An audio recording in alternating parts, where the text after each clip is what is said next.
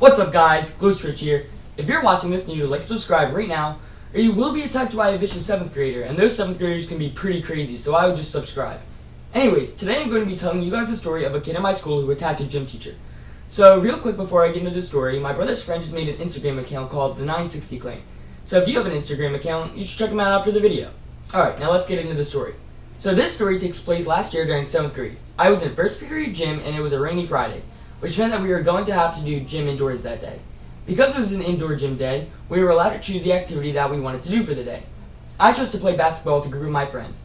Each activity was led by a different gym teacher, and basketball was led by a gym teacher who I'll name Mr. Williams. Mr. Williams was a pretty big guy and pretty muscular, and he was definitely the most athletic of the gym teachers. So most students, including me, liked him. But there was one kid in my class who also wanted to play basketball, George. His real name isn't George, but I'm going to name him that for the story. George was the type of kid who loved to get into fights, like, all the time. He was suspended 6 times in 1 year. He was a huge bragger and always said that he could beat anyone up because he was the perfect mix of strength and speed. But I think he left height out of the equation because he was only about 4'10". I personally never had any problems with George, but his personality just rubbed me the wrong way. So, because George was very conceited and he always got into fights, Mr. Williams did not like George very much. They argued fairly often throughout the school year, but things never got physical until this one time. So my friends and I are playing basketball together, and George and his group of friends are playing basketball together on the other side of the gym. So all of a sudden, I start hearing yelling coming from George's basketball group, and I look over and George is screaming at another kid on his team. He was screaming and saying that he was going for the ball and that the other kid stole the ball from him. But they were on the same team anyway, so I have no freaking idea what made George so mad. So they were arguing, and out of nowhere, George just picks up the kid and slams him into the ground head first. After he slammed him into the ground, George got on top of him and started punching the kid in the face. But his punches weren't really punches. They were more like uncontrollable arm seizures. George was just flailing his arms around. And the best comparison I can think of is one of those inflatable balloon people that you see outside of car places, and they just flail around uncontrollably in the wind. Yeah, that's a pretty good representation of the whole situation.